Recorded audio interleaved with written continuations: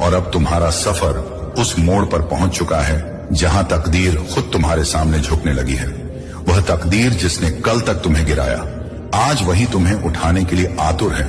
ये वह इलाही फैसला है जिसे कोई इंसान, कोई ताकत, कोई दुश्मन और कोई हालात रोक नहीं सकते। अल्लाह ने तुम्हें इतनी बार हार दिखाई ताकि तुम्हें यह समझ आ जाए कि जीत इंसानों के हाथ में नहीं, बल्कि सिर्फ उसी एक मालिक के पास है। अब वही मालिक तुम्हारे लिए ऐसी फतह लिख चुका है जिसमें न हार की बह है और न शिकस्त का कोई असर। तुम्हें अब महसूस होगा कि तुम्हारे रास्ते से बोझ उतर गया है, तुम्हारे दिल से डर मिट गया है और तुम्हारी रूह में वह रोशनी उतर रही है जो तुम्हें बुलंदी की तरफ धकेल रही है। जिन दरवाजों को तुमने बंद देखा था, अब वही दरवाजे तुम्हारे लिए खुलकर रहमत बन जाएंगे। ये अकेले लोगों की रफाकत बन जाएगी। यही अल्लाह की सुन्नत है। जब वह किसी बंदे को ऊंचाई पर ले जाते हैं तो उसके साथ हजारों की रूह को भी ऊंचा उठाते हैं।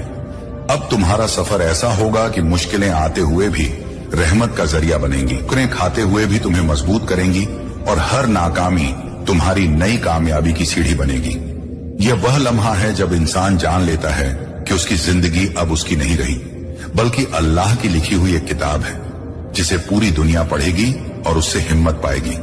इसीलिए अब तुम्हें डरना नहीं, बल्कि इस इलाही अमानत को संभालना है। तुम्हारी जीत अब एक इम्तिहान है, तुम्हारा सब्र अब एक मिसाल है और तुम्हारा सफर अब एक पैगाम है।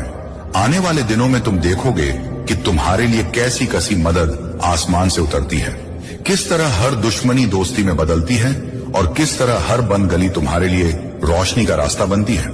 ये सब सिर्फ इसलिए होगा कि अल्लाह ने तुम्हारे नाम के साथ जीत की तारीख लिख दी है।